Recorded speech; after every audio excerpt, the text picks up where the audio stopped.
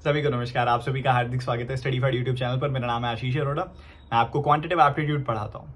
RBI grade B की notification out हो चुकी है और बहुत सारे बच्चे बहुत ज़्यादा एक्साइटेड हैं और एक्साइटेड होना भी चाहिए। पूरी बैंकिंग इंडस्ट्री में सबसे ज़्यादा रुतबे वाली नौकरी है ये। आरबीआई में सीधा मैनेजर आपकी नौकरी लगती है, आप सीधा मैनेजर लगते हो आरबीआई के अंदर। 2 जॉब्स होती हैं जिसमें आप आरबीआई में एंट्री ले सकते हो और उनमें से आप देखोगे तो एक जॉब है ये। एक होती है आरबीआई असिस्टेंट की और एक जॉब होती है आरबीआई ग्रेड बी की। आरबीआई ग्रेड बी में सैलरी बहुत ही बेशुमार है, सबसे ज़्यादा हाईली पेड सैलरी, मतलब जितने भी बैंकिंग की नौकरियां डायरेक्ट एंट्री डायरेक्ट रिक्रूटमेंट की होती है उसमें सबसे ज़्यादा सैलरी आरबीआई की होती है, आरबीआई ग्रेड बी में होती है। अब इस एग्जामिनेशन के लिए अप्लाई करना चाहिए कि नहीं करना चाहिए? ऑब्वियसली करना चाहिए यार, ये बहुत बड़ी जॉब है, बहुत बड़ी नौकरी है। बट हमें यहाँ पे ये समझना पड़ेगा कि अप्लाई करें तो हम थोड़ी क्लैरिटी के साथ करें। अप्लाई करें तो समझदारी के साथ करें।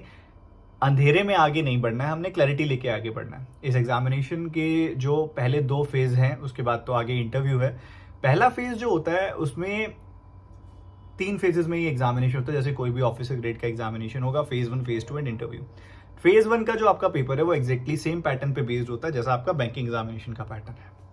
अब बैंकिंग एग्जामिनेशन के पैटर्न पे आपको क्वांट, रीजनिंग, इंग्लिश, जीए आपको मिलेगा एग्जामिनेशन में और जीए की वेटेज ज्यादा रहेगी फेज 1 में। बट इसका फेज 2 जो है वो टोटली अलग है।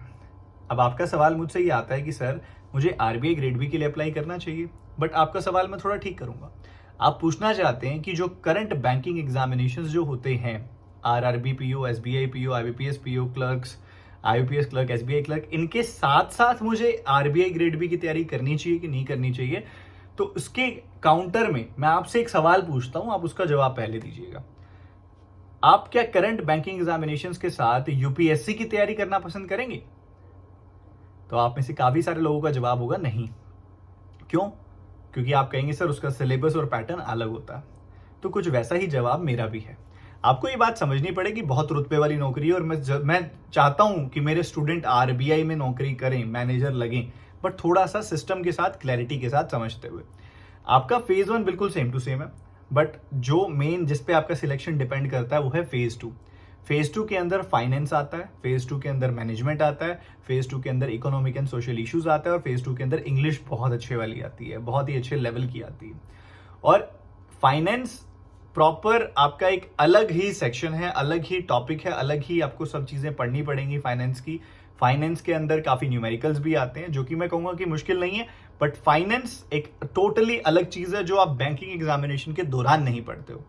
बात की जाए मैनेजमेंट की, तो मैनेजमेंट का कुछ कुछ लेना देना एमबीए में पढ़ाई गई मैनेजमेंट से है। ये फाइनेंशियल मैनेजमेंट नहीं है, फाइनेंस अलग है, मैनेजमेंट अलग है। तो 2 अलग अलग सब्जेक्ट्स हैं जिसको आपको अलग अलग पढ़ना पड़ता है।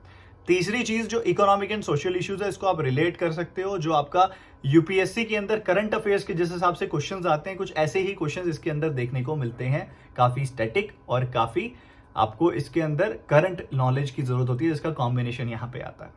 तो यहाँ पे आप देखोगे तो ये टोटली एक अलग तैयारी है। मैं कहूंगा जरूर आप इसके लिए अप्लाई करो, इसके लिए तैयारी करो, बट आप करो तो सिर्फ इसकी सॉल्व प्रिपरेशन करो, सिर्फ इसी की सॉल्व प्रिपरेशन करो। आप ये गलती मत करो कि मैं सभी बैंकिंग एग्जामिनेशन की तैयारी के साथ साथ इसको करूंगा, फिर उसको समझदारी नहीं कहेंगे। एक लेडर अप्रोच होती है, या तो मैं आपको सलाह दूंगा कि आप लेडर अप्रोच अपनाओ, कि जो सबसे इजी स्टेप है पहले उसको चुनो। जैसे कि आप लेडर पे सीधा 8वीं सीढ़ी पे पैर नहीं रखते ना, पहली सीढ़ी, फिर दूसरी, फिर तीसरी, फिर चौथी, क्योंकि पहली सबसे आसान रहती है, फिर दूसरी सबसे आसान, फिर तीसरी आसान, फिर चौथी आसान। तो कुछ ऐसा ही करते हैं मेरे जो स्टूडेंट्स हैं। एक बार बैंक की नौकरी जो ले लेते हैं, उनका अगला निशाना ये होता है कि अब मेरी एक नौकरी पक्की हो गई है, अब मैं आरबीआई ग्रेड बी की तैयारी करूंगा। तो वो इसको लेडर अप्रोच के थ्रू वो चलते हैं और बहुत ही सिस्टमेटिक ढंग से आगे बढ़ते हैं। मुझे काफी सही लगता है। ठीक है, तो मैं यहाँ पे बिल्कुल ऑप्टिमिज्म के साथ आपके साथ हूँ। बहुत गजब की नौकरी है, छोड़ना नहीं है।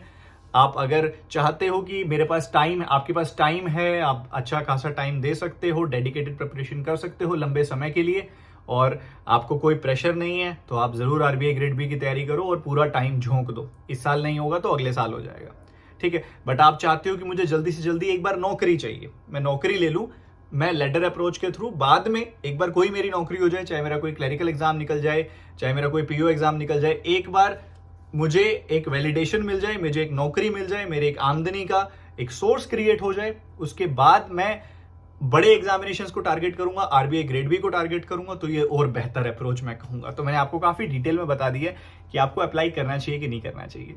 ठीक है, सो आपका कोई भी क्वेरी हो आप कमेंट सेक्शन में पूछ सकते हैं और मैं साथ हूं। उम्मीद करता हूं कि आपने चेकलिस्ट वगैरह बना ली है।